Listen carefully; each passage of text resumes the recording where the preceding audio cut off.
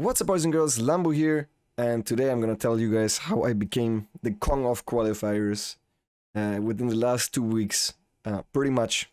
So, as a backstory, there were 2 tournaments that started their qualifiers recently. It was the next tournament, which was a Chinese run tournament with EPT points on a pretty big prize pool on the line, which had 6 EU qualifiers with 1 spot each, so only a single player would qualify. No invites, which means Clem, Rainer, Cyril also have to play all of them. And then I believe 2 NA qualifiers where everybody can participate. So those are the 8 qualifiers that I really realistically could play. And then there was TSL 7, which also had 6 qualifying slots for EU. And those were region locked, so no one else could play in those. And we also couldn't play in the rest of the world qualifiers, which had 4 slots. And then Korea also had 5 slots, with Dark already being qualified as the most recent champion. So the first qualifiers that started were the next qualifiers, and I've announced this before on my Discord, obviously just to my subscribers, not to any of my opponents or anything like that, but I wasn't really gonna try until all the 3 Wonder Kids, or well, it's 2 Wonder Kids, and Yona is not really a kid anymore, but obviously Clem, Rainer, and Cyril, until all of them are qualified. Because if I really, my biggest strength in StarCraft is that I am good at countering what my opponents are doing or seeing weaknesses in my opponent's playstyle.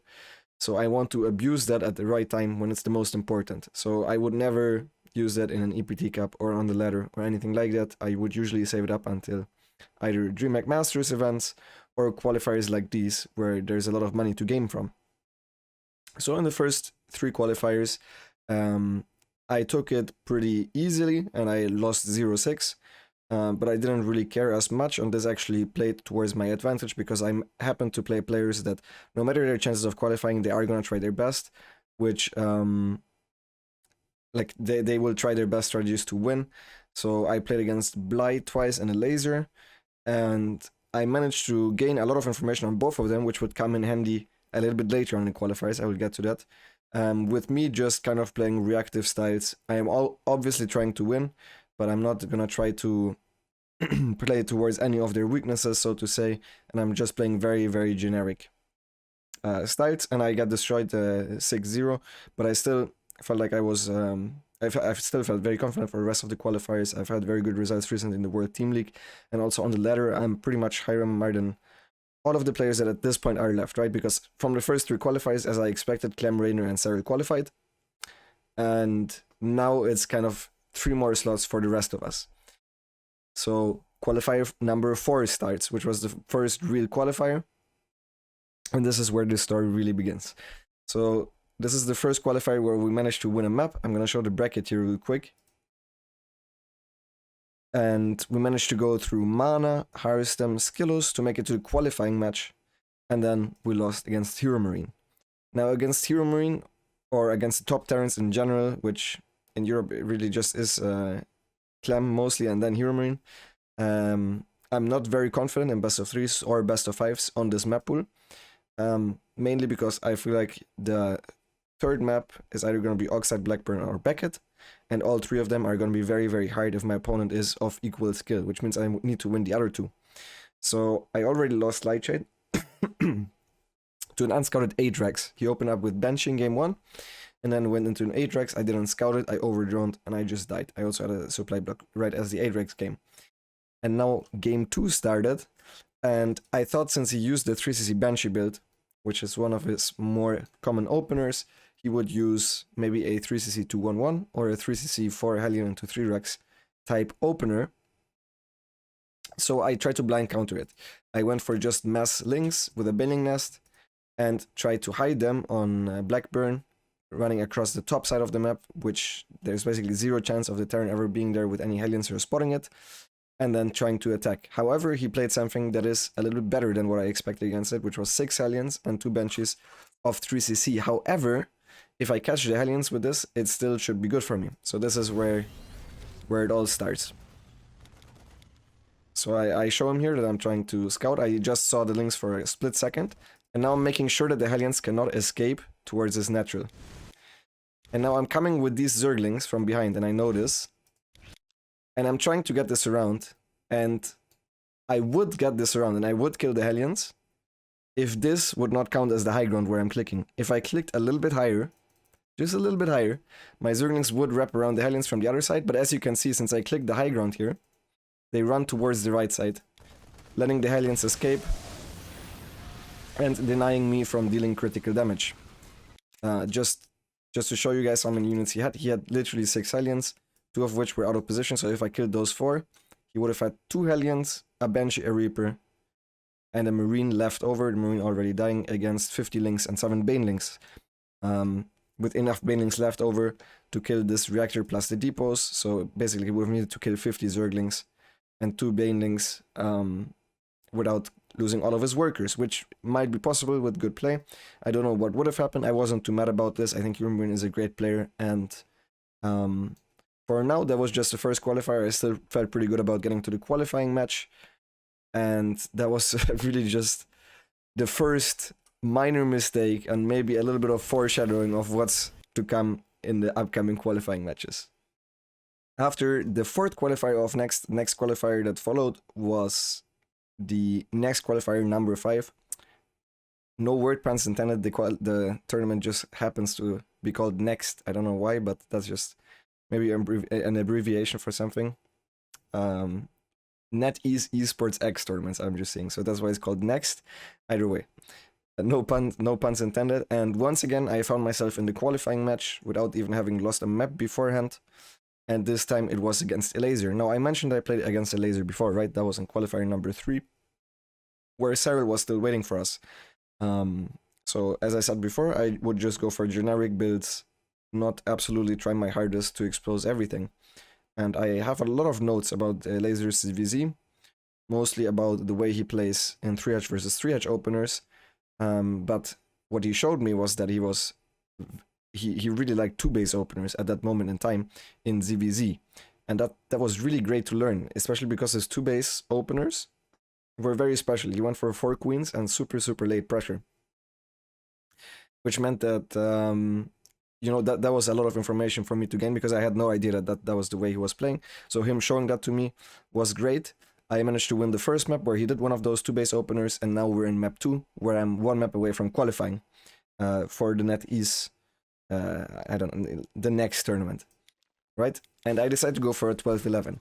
Now, in case you guys are not aware, I do have a 12-11 guide, a guide for this specific build order on my YouTube, in the Free MMR Friday series. And the player that helped me with that played the custom games against me, was Elazer. And I've noticed a couple of things about his defense, which I thought were very exposable. So, first of all, this is a decent map, rush distance-wise, for 12-11. I also saw that he usually would never go pool before gas, especially on a map like that, where it's not super short. So we go in here, we try to deny some mining time, and now depending on if he has a spine in the mineral line, or if he starts a building nest first, I had 2 different things in mind. But what happened is he started the spine here, which confused me a little bit. Now, the reason I actually did this build is because Elazer goes for 2 queens right away, which is relatively standard, but then he cancels the queen and restarts it, which is not that great alongside a spinecrawler defense, because I can just let the queen finish, come back down and kill it, and then attack a little bit later with more banelings, which he can't cover, right? I'm not even sure if you can wall below that here, but eventually, if I have like 6 banelings and more Zerglings just running at him, I should be able to kill him. That was my thought process. But something weird happened here. So I go up here, right? I want him to finish the queen at the natural. He doesn't have a bending nest himself, nor does he have speed, so no timer for me. All the extra units that he gets are not that great from the main base. Now I see that there is a hole here. I actually expected him to fully wall for a little bit before I come back downstairs, and I would just threaten. But since his spinecrawler was so out of position and all his drones were clamped up, I decided to go in. I missed the bending detonation here. I'm not sure how, and now both banelings explode outside of spinecrawler range without killing a single Zergling, only 2 drones. These 2 banelings are supposed to come in at the same time from the other side, so the drones can't run.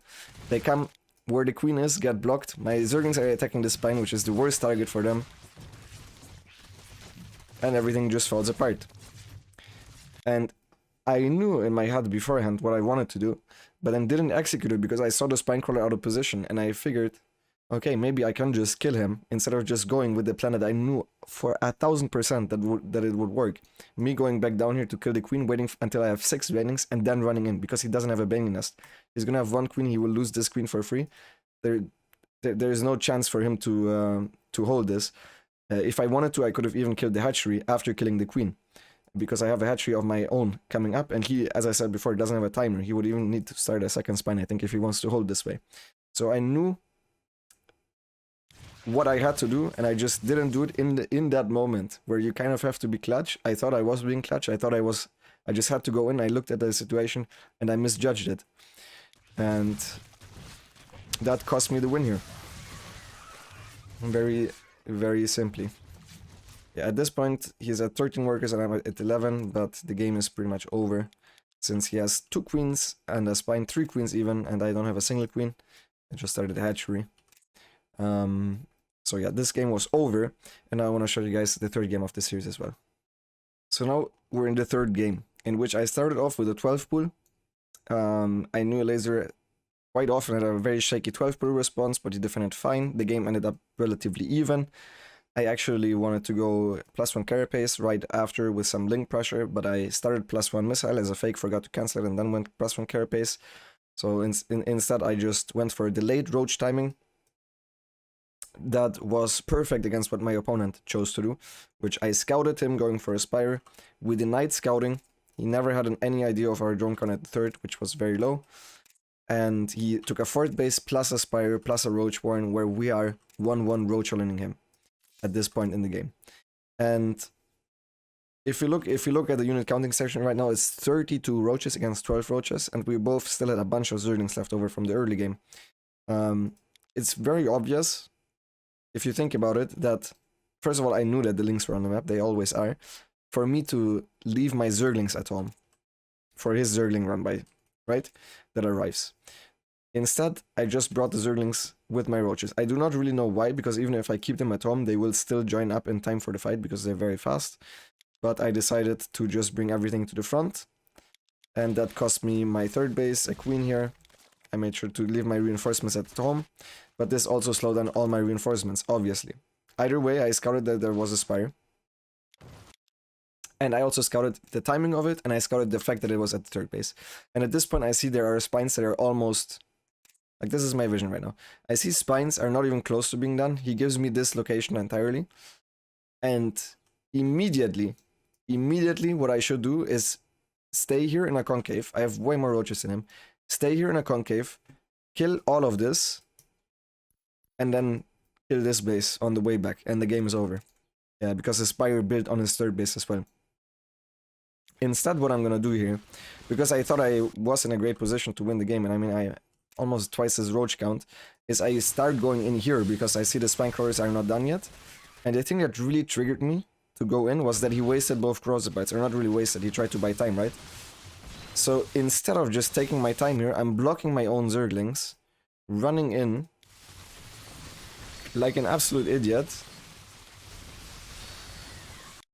and wasting the qualification slot that I have from my opponent playing way too greedy without any scouting. This fight still looks a little bit promising at the start,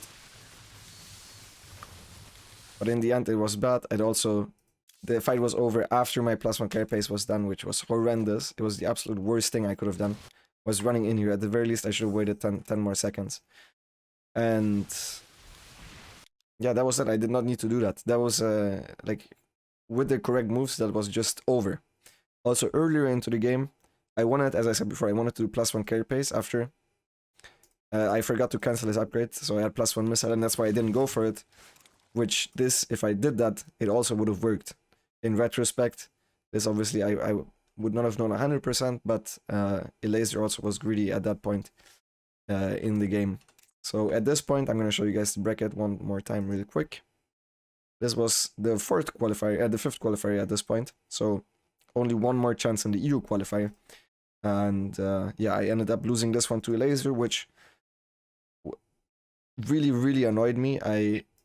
I I don't really like losing against a laser in ZVZs overall, but this one specifically felt like it was only my fault for losing, and not it wasn't so much my opponent winning it, it was more so myself losing it with terrible decisions when it mattered the most.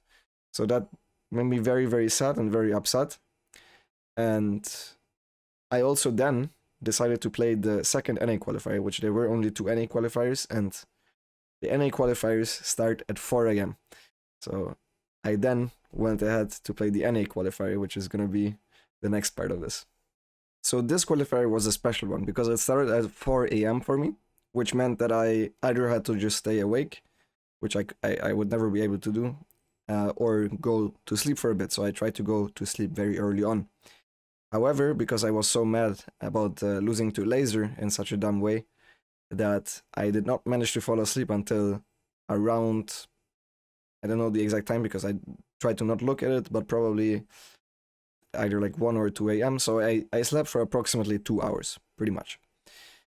And then I woke up and I started playing the qualifier. And I beat Nice 2-0, the Taiwanese Protoss, and then I beat Creator also 2-0, which was the Korean Protoss, and then I faced Zest in the qualifying match. And what I'm going to show you now is the first match that we had in the qualifying match.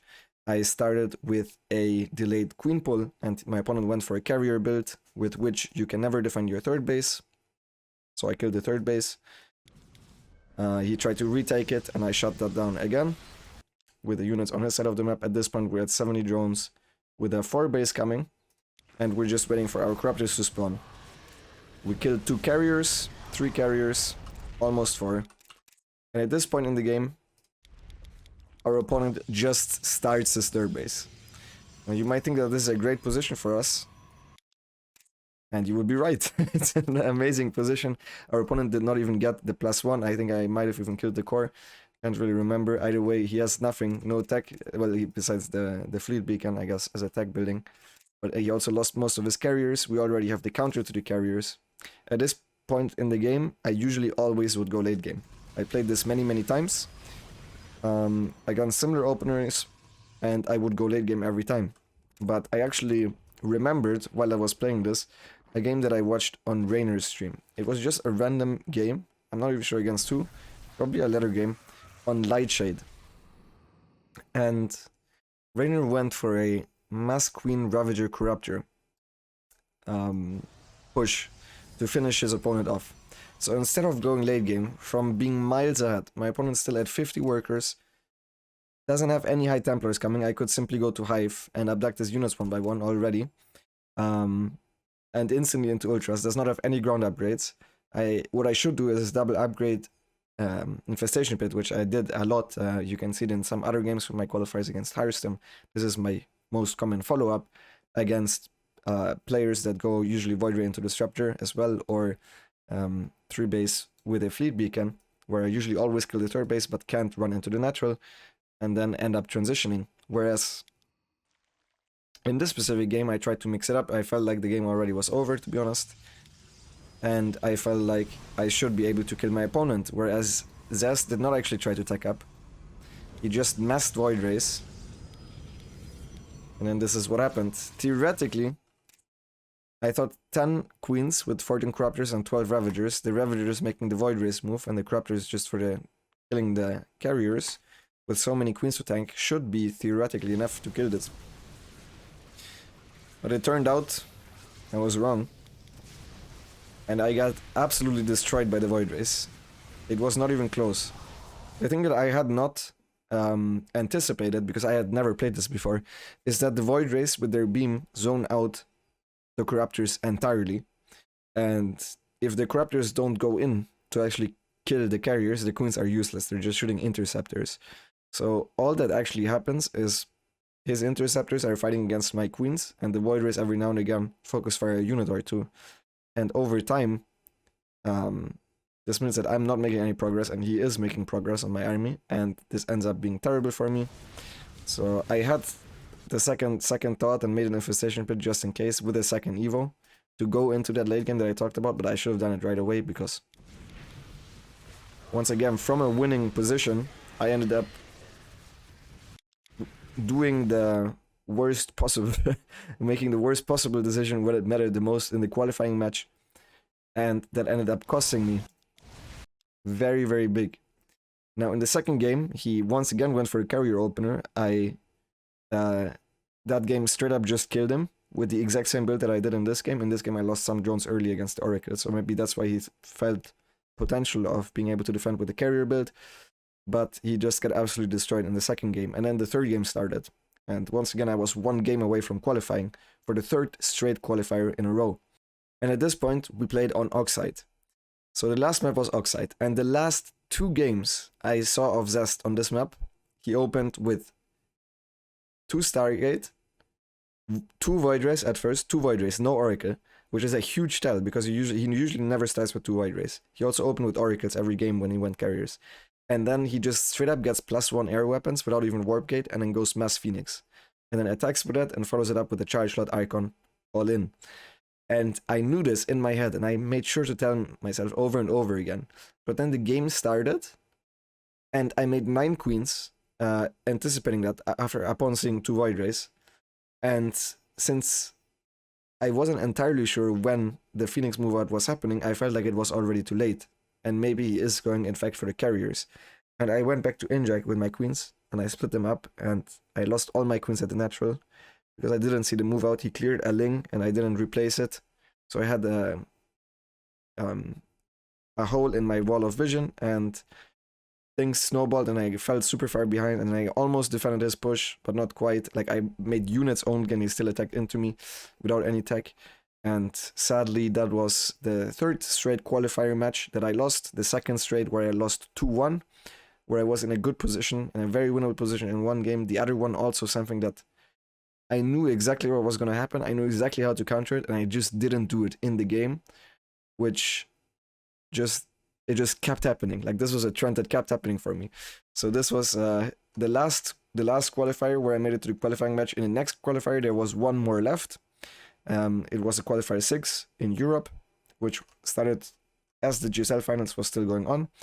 One more thing about me is that I'm not the best with concentration, so in order to manage that, since there's multiple rounds and it goes on for hours, these qualifiers, is that I don't want to play too much beforehand. This usually always worked out great for me. As you can see, the last 3 straight qualifiers I made it to the qualifying match. However, they did not seed the qualifiers at all, so by chance, I ended up getting Showtime, who was the only other, the second strongest player, or maybe the strongest player still left in the pool. I got him in round 1, and I barely lost 1-2 in games that I'm also not very proud of. So I ended up not making it into next. But there was still the second tournament that I tried to qualify for, so let's take a look into those games. Okay, so after a series of failed qualifying attempts for next, I now was in the second qualifier of the TSL 7, the second EU qualifier. There were only 2 with 3 slots each. And the first one, obviously, as I said before, Rainer, Cyril, and Clem still had to play. Rainer actually ended up not qualifying because he dropped down early into the losers bracket. And Cyril lost to Clem. So both Cyril and Rainer ended up being in the losers bracket, which meant Cyril qualified, Rainer did not. So I ending up on the unlucky side of the bracket with Rainer in my qualifying match rather than the other side of the bracket. So I had to overcome Rainer. The first game, I did actually my most recent Freeman Marfide build, and he ended up holding it really, really well. And then in the second game, he did a really random Ling Bane all-in, where I wanted to Roach all-in initially, but then obviously I just completely destroyed the all-in. Ended up winning later on with Roach Muta. So now it was 1-1. And I was pretty certain that he was not going to play Standard on this map. It is probably the best Muta map, so I don't think he wants to play Standard against Muta. I am also known to play Muta every now and again. And I most likely would not all-in on this map because I don't think it's a great all-in map. I'm pretty sure he knows that as well. So going for a greedy Muta, which is what he's doing right now, makes a lot of sense. But what he actually ended up doing with this greedy Muta is that he actually ended up going for a massive pressure. And we ended up having the perfect build order, the exact blind counter to what he was doing. We had a Nidus that would finish before his Spire would be done. And we already had Roaches and a Building Nest ready for his attack that was coming. Now, the problem is he actually mined this, and I think he did this once before against Cyril, and when I watched that game, I remember thinking, I should put my 3rd Overlord here or my 4th Overlord here. But if this kind of stuff never happens against you, you immediately forget about it the next day. Just from watching, it's very, very easy to forget about that kind of stuff. So he ended up surprising me here, but I did see 2 Banelings coming in. So I should bring all my units to the front. And now what ends up happening is, as I see this coming, I accidentally have the Baneling hotkeyed with the rest of my army. You can see that I have the Baneling hotkeyed in a separate control group, which is obviously on purpose. But if you look at my hotkeys right now, this is what I have selected. I accidentally hotkeyed it with my main army, which just instantly made the game a lot harder for me. It exploded on the first 2 links. Instead of him having to use links on that Baneling, where all these roaches will shoot the Zerglings, which it makes the attack a lot harder. I instantly lost it against the first 2 Zerglings. If I just had like 1 or 2 more Banelings, the game is just straight up over, but as I said before, I did not see it coming, and I also didn't start morphing Banelings right away as I saw these 2 Banelings. So there was already 2 very massive errors. Command unacceptable. Sworn forces under attack. We end up holding with only losing 6 workers. And now it's very, very obvious that my opponent is playing Muta. Obviously, he's trying to deny the Nidus. He also knows that I'm obviously Nidusing. So what we do here is we move out with Roach Bane. Okay, and I tried to move out with the Roach Bane. I maybe should have sent a couple more Roaches here. Either way, this is enough units to defend the Nidus. And what I should have done, and what I didn't do once again, is I ended up in all of these qualifying matches never doing what I should have done, is loading up drones instantly and putting spores here. Instead I went for Nidus here, which is fine. This will buy some time. But there should be spore crawlers going up right now, and all the queens should be in a Nidus, instead of me making extra roaches. The extra roaches are not doing anything. I kept some roaches at home against a potential counterattack. But I ended up not doing what you're supposed to do, which is the way you are supposed to play this out is you make spores, and then you turn most of your roaches into Ravagers, and you just kill this. And there is actually nothing the Muta player can do. It's just checkmate. There's actually nothing the Muta player can do, especially on such a low economy. The only thing they can do is get a either high enough Muta count to start one-shotting spores, which is super, super late into the game, or have enough economy, especially if they already have a base going up, anticipating it, and then blowing it up the spore crawler lines with Banelings. But instead, I just tried to go for the kill, which was a terrible call. Should have just killed this hatch on the way there as well. And at this point, I think the game is already pretty much over. So again, just really decision-making mistakes that cost me the game in situations that I already know how to play a long time ago. These are very common scenarios as well. And I just end up choosing the wrong ones. But in the KSL qualifier, this was the winner's bracket qualifying match. There was still a loser's bracket to go to. And that's the end of this video.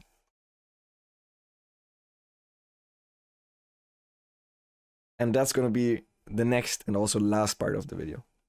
Alright, so now this was the last qualifying match I was going to play. After I lost against Rainer, I managed to win 2-1 against Uthermal in the lowest bracket. And I made it into the third place match, which the third place in this qualifier also gives a qualifying spot against MaxPax. Now, against MaxPax in game number 1, I won relatively easily when he did a glaive pressure that I knew he would do, or that I know how he plays, and I just counterattacked and killed him with way more units because I had a good defense. This game, he opened up trying to block my hatchery, but I noticed something that, as I said before, if I notice these things, I'm obviously not going to expose them right away. I will expose them when it actually matters, which I saved this here for. I noticed that every single time he actually leaves the natural base of the Zerg to start mineral harassing in the main at 50 seconds, which is about the time where you would want to hatch first anyways. So I would just fake going to the third base, then going back towards the natural and taking my hatch there, which also makes his weird zealot pressure a lot worse, a lot worse. So I ended up being ahead from that. Then I held his glaive pressure of 45 workers, which it was a 4 gate glaives. You're not supposed to be able to make 45 workers and even 3 spores and then hold it with ease. I held it with ease, losing only 5 workers. He went for a follow-up attack with disruptors, which cancelled my fort base, but that was the only thing that really accomplished. And at this point in the game, you can see that I'm at 82 workers. I have 3 Vipers on the way. We're soon to be 1-1 in upgrade, so 1 upgrade ahead. And our opponent, the biggest thing of all is he doesn't have sentries. He doesn't have sentry energy because he went for a super committed early game. So he's on this really, really bad army, and now he attacks with it. The way we're set up is we're in 80 workers. This hatchery is about to finish. We also have a 5th base on the way. And I just want to explain my hotkey situation. I have these units hotkeyed at 8, which is usually my run-by defense squad or drop defense, or whatever you want to call it. I see with the Overlord that he's coming with the Stalkers. And from this point on, if I played this at any moment in any ladder game ever, I don't think I would lose it a single time against this attack, because he simply doesn't have force fields, and our army is way better than his. But what happens here is undescribable, how I even played this bad. So I'm gonna show you guys what exactly happens. So first of all, I hotkey some of my units from the run-by because I wanted to play it super perfectly back to my army. So what I did was half of the units from the run-by defense, which was these 6 roaches, I hotkeyed as 3 instead of Alt 8. Now, I do now have enough units, and he wasted both disruptor shots. As you can see here, they're both on cooldown. So I engaged, trying to make him use force fields. Now, I thought I had this on the 8 hotkey, but I didn't. So I pressed 8, attack move here, and these roaches just stand there doing nothing. And because of that, my vision is here, frantically trying to move these roaches, but they don't listen to the hotkey. Right? So I'm taking a lot more damage here from the Colossus shots up against this than I want to. Simply by my button presses not responding the way they should be.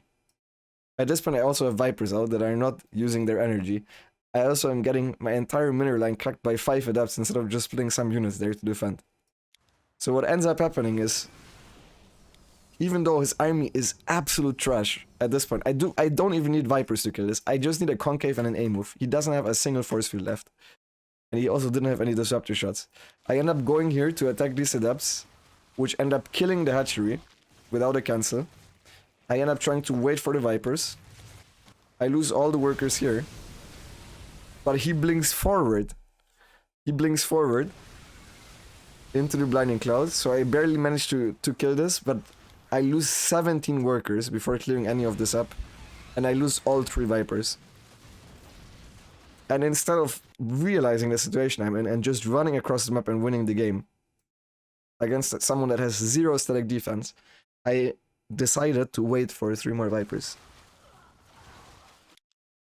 And now the problem with this is that you don't need Vipers unless there are many sentries against this army. All you need is Roach Ravager Bane. All I should have made at this point was Zerglings and morph them all into Banelings and crush into this immediately. There would be 0 chance still that I would lose, even with all of these mistakes, even with losing 20 drones, even though I did not need to lose a single drone, even though I ran into this force field without microing, even though I lost all my Vipers for absolutely no reason, even though I almost lost this hatchery as well. All I needed to do at this point was A move, but I waited for my Vipers to spawn,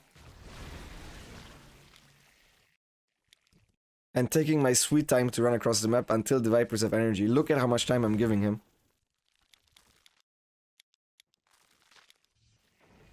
And then I see he's wasting his disruptor shots at the back.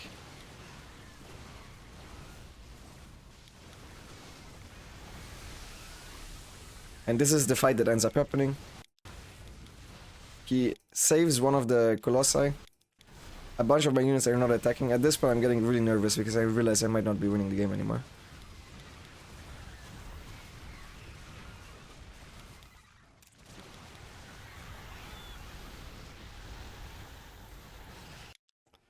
And this game plays out and I end up losing. And in this game I was up 1-0. And I had the early game that dreams are made of, with him trying to cancel my hatch and I'm not doing it. And then I end up not canceling. He tried to block my hatch. He didn't end up doing it. He still went for his Zealot build, which really fucks his follow-up. It really, really messes up his follow-up. And I managed to still lose from that position, in a game where I would bet my entire life on if he does this push, there's actually 10 out of 10. In 10 out of 10 games, I will win this game easily, without, like, any of the decisions I make at that point is a good decision, as long as I don't have my vision here concentrated of some roaches that are accidentally in the wrong hotkey. And I think I entirely unhotkeyed them as well at some point because I morphed, because I put my banelings on the hotkey to move command them during the fight. And I end up being decisive now with the droning, even though our upgrades are fine. I could just re-expand and try to macro out of this. The game ends up going for 6 more minutes, and at that point I'm really done. Mentally. At this point, it's 1-1, and there was one map left to play. And it was Beckett, and I knew he was going to try to block my base, and I knew he was going to try to do the Zealot opener once more, and I felt pretty confident, but usually against it. But at this moment in time, I felt like I lost. I did not feel like I would win anything if I played something normal at all. Like, I just lost it entirely. This game was so unlosable in my eyes that I decided I wanted to either go for a 12 pool or for a 17-17 opener. I ended up going for a 12 pool, and the game started.